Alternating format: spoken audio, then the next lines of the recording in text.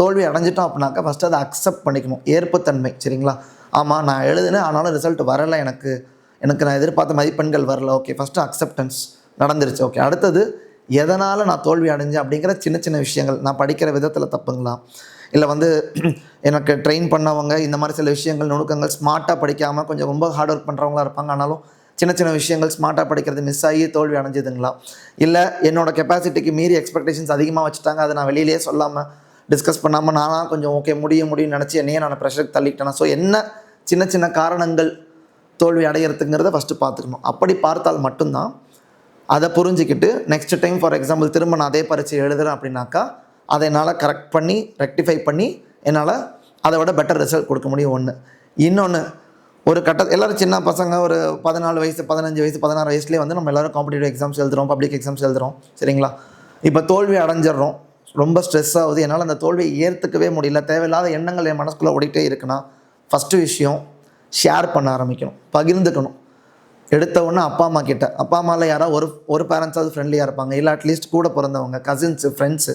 First அதை நம்ம share பண்ண ஆரம்பிக்கணும். ஷேர் பண்ணும்போது டெஃபினட்டாக ஃபஸ்ட்டு விஷயம் ஸ்ட்ரெஸ் லெவல் கொஞ்சம் பேர்டன் வெளியில் வருது, கொஞ்சம் இறக்கி வைக்கிறவங்களோட சுமையை. இன்னொன்று, அவங்கள்ட்ட சொல்லும்போது அதுக்கான சொல்யூஷன்ஸ் 2 பக்கம் இருந்தோம், நீங்கள் யோசிக்கிறது இல்லாமல் அவங்களும் கொடுக்க ஆரம்பிப்பாங்க. அது இல்லாத கொஞ்சம் என்கரேஜிங்காக இல்லை உன்னால் முடியும் அப்படின்னு அவங்க சொன்னாங்கன்னா அது நமக்கு இன்னும் கொஞ்சம் பாசிட்டிவாக இருக்கும். டெஃபினட்டாக இதில் முக்கியமான விஷயம் தோல்வி. ஓகே, தோல்வி அடைஞ்சிட்டேன், அது வேறு விஷயம். வெற்றி தோல்வியெல்லாம் நான் சொன்ன மாதிரி எல்லாத்துக்கும் எப்போ வேணால் வரும் போகும்.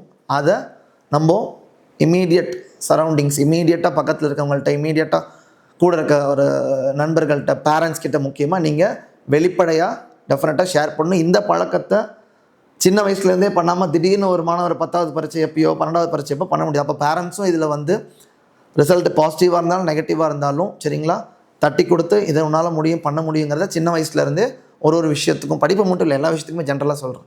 ஒரு விஷயம் தப்பு பண்ணுறாங்கன்னா ஆமாம் தப்பு கண்டிச்சுட்டு திரும்ப ஓகே இதை பண்ணக்கூடாதுப்பா, இதெல்லாம் உன்னோட நல்ல குவாலிட்டிஸ்னு கூடவே நீங்கள் கொடுக்கறதுல தான் இருக்குது. நீங்கள் வெறுமனே திட்டிட்டு மட்டுமே இருக்கீங்க, ஏதோ ஒரு பேரண்ட் மட்டுமே ஒரு மாதிரி நெகட்டிவ் கேரக்டராக ப்ரொஜெக்ட் ஆகிட்டே இருக்காங்க அப்படின்னாக்கா ஆல் ஆஃப் அ அந்த பேரண்ட் கிட்டேயோ இல்லை திடீர்னு ஒரு சிச்சுவேஷன்லையும் ஷேர் பண்ண மாட்டாங்க எந்த குழந்தையாக இருந்தோம்.